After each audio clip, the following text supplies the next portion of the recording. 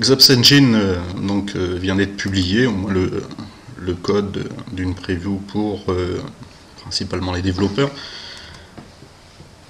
Donc je vous ai préparé une petite version déjà préinstallée sur Uniform Server, la dernière version, la 5.6.14. Donc je vais vous montrer comment l'installer. Bon, vous téléchargez le package directement en cliquant sur le lien. On va l'enregistrer directement à la racine du disque. Bon, il y en a pour un petit moment puisque dans cette archive de développement on a tout le Zen Framework qui sera retiré plus tard pour garder uniquement ce qui est nécessaire à Xops. L'archive est un peu importante, la 31 MO, bon ça c'est uniquement parce que c'est la partie développement.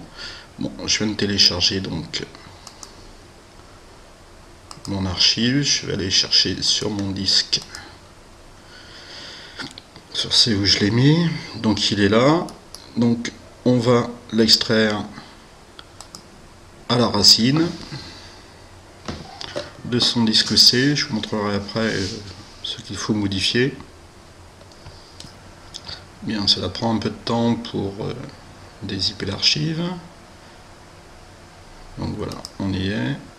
Donc maintenant, au niveau de notre disque dur, on devrait avoir un dossier Uniserver. Bon, pendant ce temps, on lancera. Donc le Xops, vous en avez une partie qui est ici.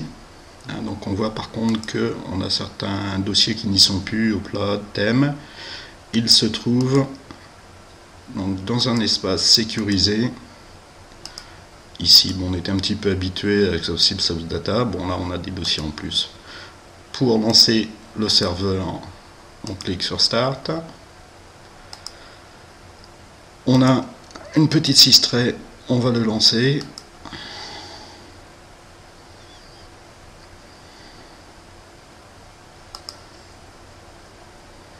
Donc la page va arriver. Voilà.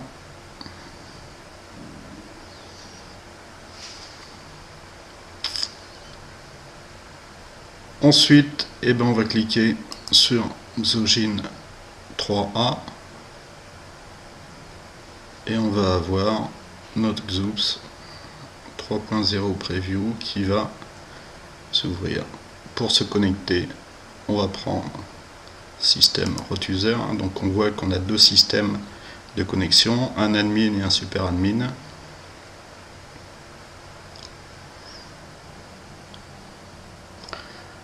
Code de connexion admin,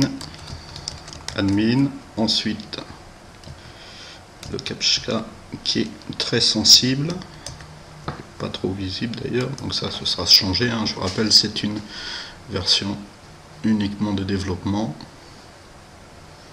qui est loin d'être opérationnel actuellement. Bon voilà, on est connecté maintenant.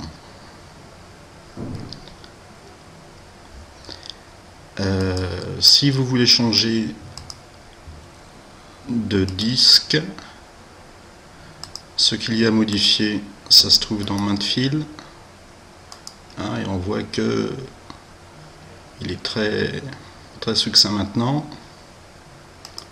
Donc on changera la lettre ici. Ensuite il faut qu'on change donc ce data.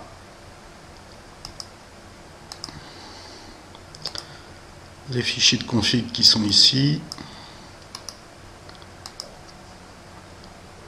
Et on en a un autre qui se trouve dans Xopslib boot qui est le plus important, qui est ici.